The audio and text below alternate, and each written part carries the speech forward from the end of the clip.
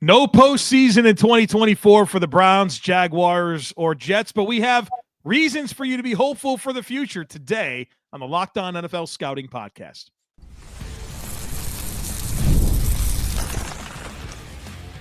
You are Locked On NFL Scouting with the Draft Dudes, your daily podcast for NFL and college football scouting. Part of the Locked On Podcast Network, your team every day. What's better than this? It's guys being dudes here on the Locked On NFL Scouting Podcast. We're the Draft Dudes. I'm Joe Marino from Locked On Bills. He's Kyle Krabs from Locked On Dolphins.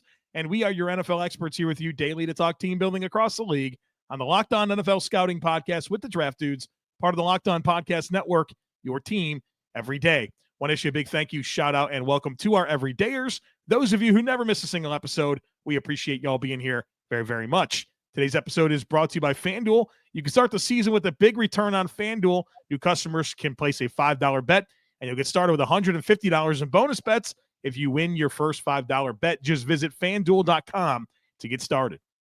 Joe, happy Wednesday to you here on the program. Thank you. Back in Levy Grail mode. We're back in the saddle after an unplanned day off yesterday. We were in the saddle. We did a show. If anybody knows how to read lips, you can check out the show that we recorded that just happened to not have audio attached to it when we were done in our recording software. Not great. So we said we can either try to recreate in real time by watching the video and just try to talk over it and recreate the entire commentary. We could re-record the entire show, or we can, to borrow the phrase from Western New York, circle the wagons on Wednesday. Oh, okay. There it is. We're circling the wagons. We circled the wagons on Wednesday with the Levy Grail, which is if your team's been eliminated from the playoffs, our condolences, but we're here to spread goodwill during the holiday season and reasons for you to be cheery about what the future outlook is for your team, even though you will not be playing the postseason in 2024. Fight on, my men. I am hurt, but I am not slain. You gotta set the table for the poem. I'll lay me down and bleed a while, and I'll rise and fight again. The rallying cry of Marv Levy to the Buffalo Bills as they lost 4 consecutive Super Bowls. Also, Mr. Jim Harbaugh using it as a rallying cry to galvanize the troops after losing to the Chiefs. Silly Harbaugh. It's only works if your team's eliminated from the playoffs. Right. You're probably going. So when your season's over. Yeah, put that thing in the holster, man. You're wasting it. It's not a good time. Not a good time for it. They'll be a playoff team. That's what I'm saying. Yeah, you got to use it. You can't regular season loss to the Chiefs, man. Come on now. On the road. Not the time. Not the time, Jim. Not the time. But it is the time to talk about the Cleveland Browns. Yeah, we're going to start with the Cleveland Browns. We have Cleveland, Jacksonville, and the New York Jets today. The Browns are an interesting one, but and our commitment with the Levy Grail is we're only going to be positive. Okay, there's no negative talking points. Levy Grails. That's the whole spirit of the show. So I think the first thing I would start with, and Joe, let's just trade notes as we go. The first thing to start with for the Cleveland Browns is they have a lot of carryover cap at their disposal because of how they've structured their contracts this year. I think that's good. Yep. That'd be very helpful for their cap position to improve. Okay, so you say one, and then I'll say my next one. Okay, all right. Welcome it's back not to the only thing they have to be excited about. Welcome back to the NFL draft. You get a first round pick, second round pick, 2 3s, 4, a 5. You have 6 fifth-round picks. Could be a nice little infusion of young talent for the Browns. But I think that will be healthy that will be healthy for the roster when you consider what the cash spend has been. For them to have an infusion of players that feel like I'm not going to say are guaranteed to make the roster, but I would try to make it a point that a lot of those guys do make the roster. Hadn't picked in the first round since 2021. Greg Newsome. Right. In 3 years. Turned into a solid player for them. And he's set to play his, age 25 season on his 5th-year option. That's an extension candidate for Cleveland to free up some additional cap space. Because his 5th-year option total is 13.3 that he's currently scheduled for in 2025. Get a contract extension done there. I mean, realistically, that's probably not a player that's going to break the bank amidst the corner reset, right? So I would imagine 25 and 26 will really be healthy or diminished cost years to retain a young player like Greg Newsome, and then in 2027, all of your cap commitments free up a little bit, and you can kind of take on the next version of the team and take bigger numbers with an extension for a player like that. I think you're up. They have some talent. I just did Greg Newsome. Oh, you parlayed the last first round. Yes, into you can extend Greg Newsome and retain a good young player at a premium position and free up additional cap space in the process. Before you get into the building blocks in this team, which I think there are plenty that we can get into. Kadarius Toney, not one of them, though. Not on the team. That for the spirit of Levy Grell, maybe that's a good one to invoke here. Kadarius Toney's not on the team. There you go. Obviously, the decision to trade for and pay Deshaun Watson is looking like a major black eye on this organization. Careful. But no, I'm taking a positive spin here. I think that you've done enough at this point to see it through, to give him 2 different seasons, to have 2 different season-ending injuries, to arrive at the point where it's palatable for the decision makers to realize, hey, a mistake was made, and we could try something different at quarterback. And I know there's complications with the contract and all that, but I don't think that your heels are so dug in now that you can't consider something else. I don't know how much this is complicated with the contract. I think you ride it out. Where I think with you have 2 years remaining of what is fully guaranteed $46 million in base salary, with the way that they have chosen to strategize working the cap and the growth of the cap, I would do the same thing I've done the last 2 years with this contract. I would restructure it for maximum cap space for 2025. I would put an extra void year on the back end of it. And then, when 2027 rolls around, you're going to take what's equivalent to another starting year of starting quarterback salary that's near the top of the market, but it's just going to be a dummy year on the back end, and it allows you to field a team in the process and give you the opportunity to retain your own talent. Like I think that's how you just have to accept that the 2027 year, by you deferring all of this money out, is going to be a very large number in dead cap, but with the growth of the salary cap over the last couple of years, like it's going to be a one and done, and you'll be able to retain the talented players on your roster between now and then. And that's how I would choose to handle that contract. Makes a lot of sense. Maybe some people would disagree, but I think there's a lot of logic there. And I think the biggest talking point is $92 million. Right. And the cap, it keeps accelerating. So you'll be okay. You'll be okay. And right. like you wanted to get into, there are building blocks on this roster. This isn't a situation where you need like tons and tons and tons of new players. You look at offensively, I think you have to be encouraged by your young playmakers and Jerry Jeudy and Cedric Tillman and David Njoku. They do have talent. They have talent in some key spots for this team, that it's not like we're allowed to throw shade at other teams now, right? Like, I'd much rather be in Cleveland's situation than the Raiders' situation. From a current roster talent perspective. Sure. Yeah, from a current you can go Myles Garrett for Max Crosby, and then who's the next best player on the Raiders, and how many players would fit that are on the Browns roster between that next best player? You know who's still awesome that I think people are forgetting is still awesome is Denzel Ward. Good football player, man. Good football player. That is one of the few restructure candidates that Cleveland has for this offseason. He's due $13.76 million in base salary, that you can restructure that and give yourself some additional salary cap relief, almost $10 million in that regard. So that's a player that makes a lot of sense to restructure for the traditional sense of why you would restructure, as compared to why we were talking about potentially restructuring Deshaun Watson's contract. But yeah, The injury history is, I think, the only thing that's a little unnerving there. But when he's healthy and he's on the field, he's Right. still a great player. Kind of the same thing with Jeremiah Owusu-Koramoah. Injuries have been a problem, but boy, when he's on the field, he can ball. He can ball. Anything else for the Browns?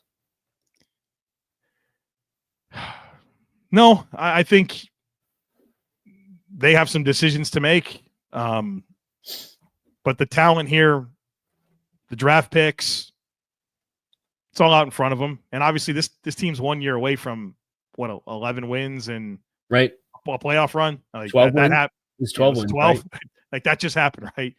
We weren't dreaming through that. So I'll give you this. And my last one. Name me the best player other than a 30-year-old Nick Chubb that the Browns have as an expiring contract.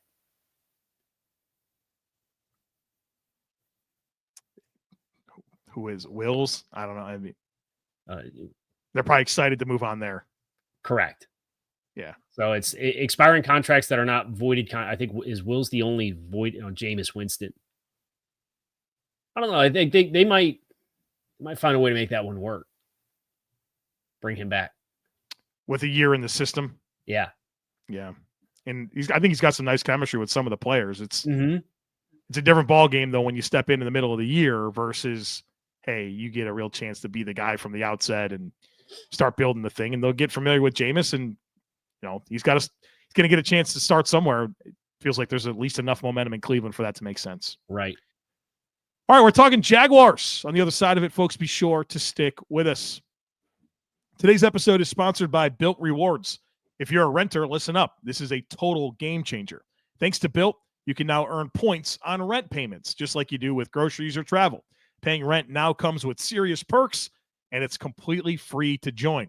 You can earn valuable Built points on your rent and everyday spending at no extra cost. You can redeem your points for flights, hotel stays, and even future rent payments. With over 500 airlines and 700,000 hotels in their program, the possibilities are endless. Plus, you get access to unique experiences that are exclusive to Built members.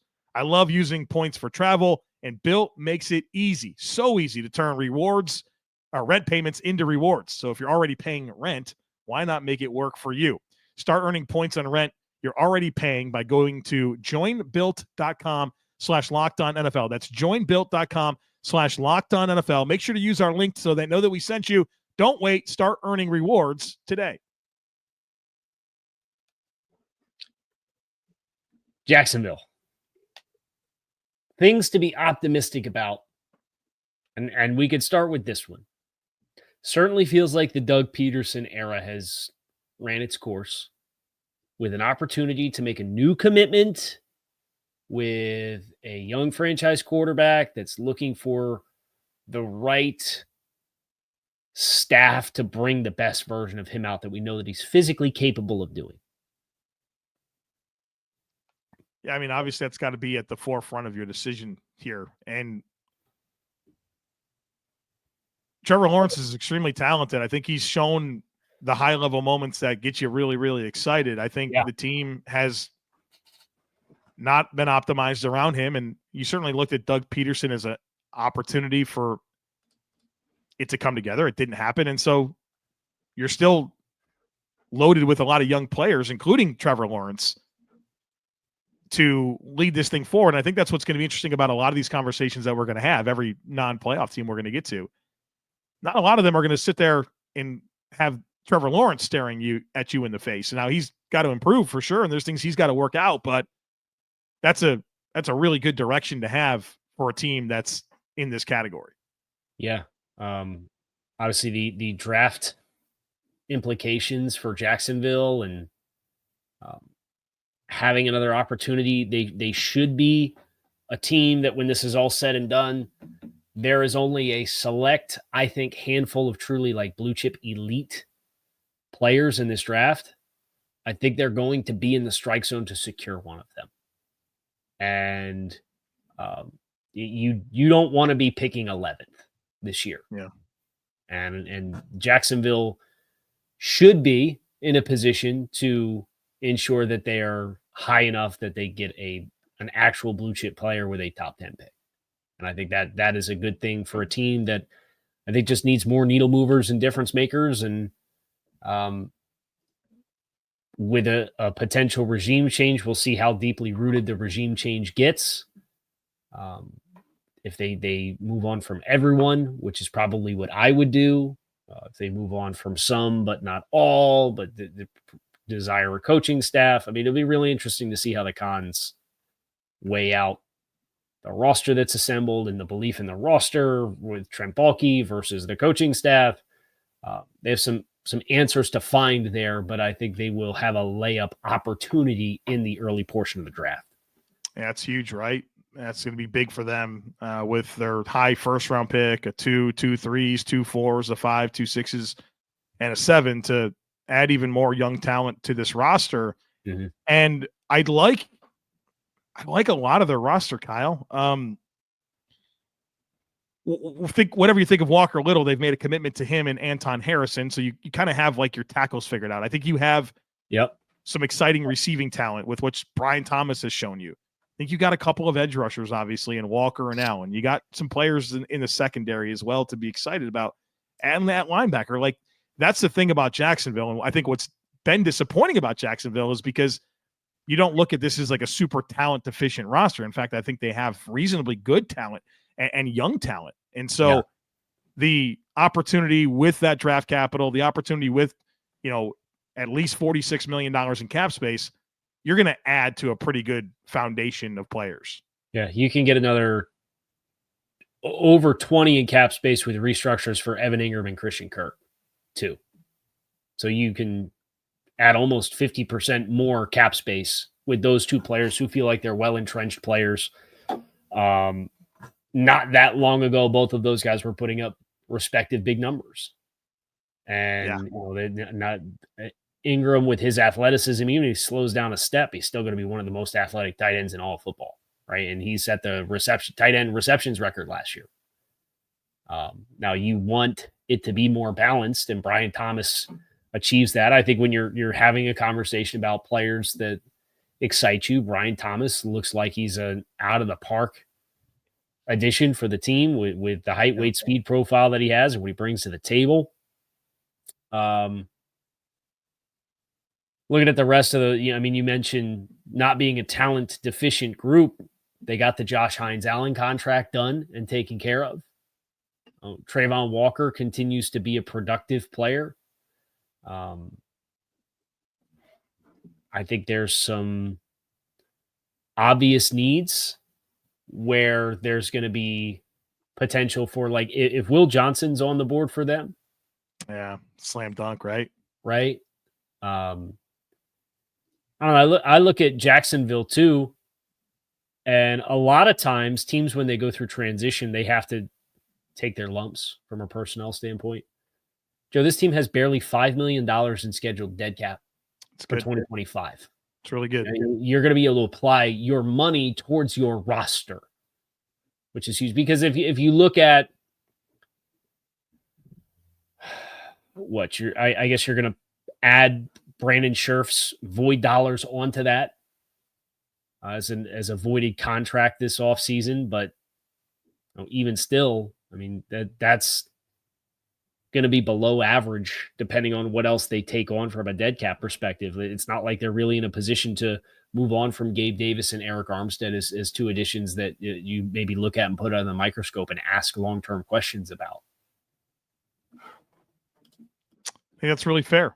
And I think this division is also a reason to be optimistic. There's no reason to think that anybody's in the driver's seat for the foreseeable future. Obviously, you can lean into Houston, but boy, I mean, are they even going to win it this year? Are the Colts going to track them down? I think that you're in a pretty good spot here to get back to the team that we watched pretty recently that won a playoff game, that started the next season 8-3, and then it's just been a disaster since then.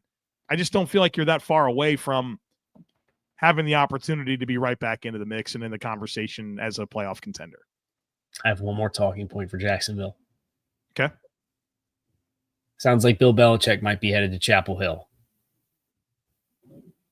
I think that's a good thing for the forecast for Jacksonville. If this was the team that everybody looked at and said, we could see the cons giving football operations to Bill, or maybe we're going to keep Baalke and bring in Belichick, Like those branches of the multiverse would not be the branches that I would want to go. And it sounds like at least Bill is this came from Ollie Connolly yesterday, that Bill is accepting the job if it is offered to him, and he has named his terms to North Carolina, and they need now to make a decision on if they're going to accept all of his terms or not. But So I think that's a good thing for Jacksonville. I might disagree with you on that. I would not want to hire the oldest head coach in the league to come in and try to develop further an offensive system to maximize Trevor Lawrence. I hear you. But I feel like Bill, with the defensive talent that's already in place, I think it's close enough to what he needs, and that gets me excited. And obviously the OC hire would need to be he'd have to nail it. And there's something to be concerned about there. How big is the network of people in that system and tree of coaching to hire? Hey, listen, Bill's going to go to Chapel Hill. He's got ideas, man. You know, certainly he's open to some new stuff. I don't know. I think that's concerning, but I think there was some logic in connecting those dots to looking at Jacksonville as a team that would hand it over to him. I agree. I think that ship has kind of sailed. So, well, I obviously, yeah. But I would be more concerned with sitting there and like sticking with Trent Baalke and hiring a new GM, or hiring a new head coach. But they're talking about sticking with Trent Baalke and hiring Bill Belichick. That would be goofy to me, but all right. Well, you're not. It doesn't look like you're doing that. And Kyle thinks that's a good thing. I think it's a good thing. Kyle and I are talking Jets, baby. Go, baby. Stick with us. Hey, football fans, I know you're like me and your holiday shopping list is, well, let's say it's far from complete. If that's the case, we got the perfect gift for you. It's the Ice Shaker. Right here it is. It's officially licensed with the NFL, NHL, NBA, NCAA, and Major League Baseball. It makes the ideal gift. It's created by and used by the Gronkowski brothers. Ice Shakers has sold over 1 million bottles. They've changed the game with these workout bottles, which is what I have right here. It's a gift you've been looking for. Go to iceshaker.com. Use our code LOCKEDONNFL. That'll get you 25% off your order. It's made with kitchen-grade stainless steel, so it's not going to absorb odors like a plastic bottle. You know what I'm talking about. Coffee or Gatorade gets in those things. They stink like that forever. This is high-quality kitchen-grade stainless steel. They got the rubber bottom, flip open to have a sip, twist top to open this thing, the handle. I mean, it's a flawless design. Plus, there's a twist-in agitator, so you can shake up a protein powder. You can make a mixed drink at the tailgate. It is a phenomenal product, and it'd be a great gift for yourself, great gift for somebody in your life. Check it out. Order your team-branded bottle today at iceshaker.com and use our code LOCKEDONNFL for 25% off your order. Ice Shakers, show your support for your teams with the best branded workout bottles on the market. Ice Shakers. Jets. Not doing it.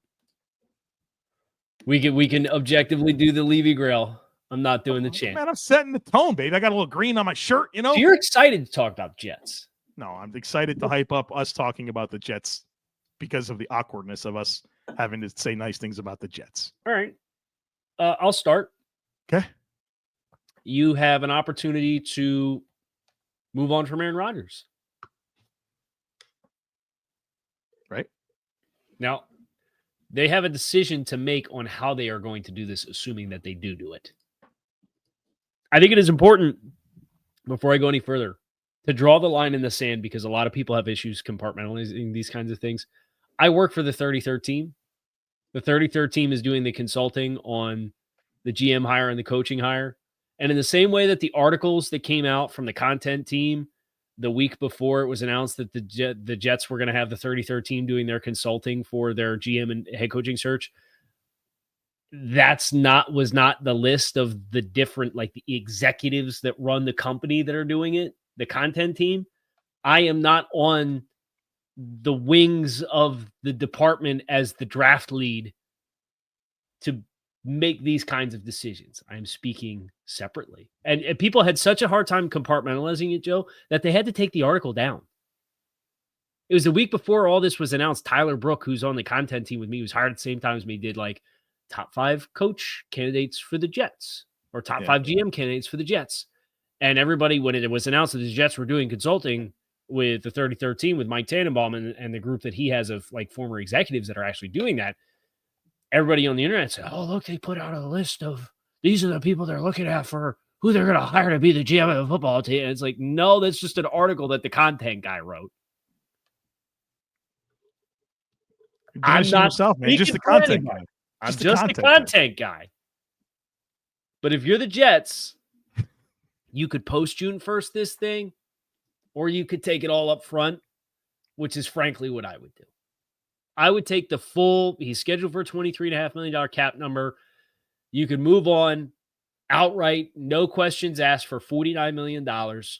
I would take the extra $25.5 million in dead cap, and I would be one and done for $49 million in dead cap in 2025 and not retain a 42-year-old quarterback that's very clearly in the end stage of his career, who commandeered so many critical elements of like your roster construction and the direction of your franchise and the coaching, and try to make him fit with people that I'm hiring to be good for the long-term health of the organization. Yeah, I think that's a great lead talking point, which kind of gets into something I want to discuss, which is the overall new direction.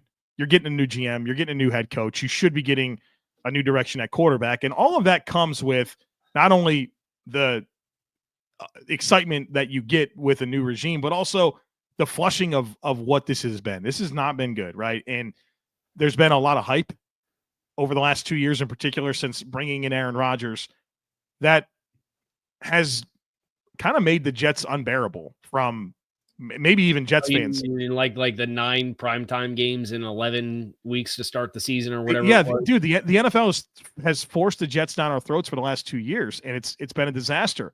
It's over, right? Like nobody's going to go into next year if you do those things with comments like Super Bowl or bust. You're not going to get 100 primetime games. You're not going to be the butt of the jokes of the NFL. Like you're going to have a real opportunity to go on a new direction. And I think the fact that this is over and you have that reset, that's got to be a breath of fresh air for Jets fans.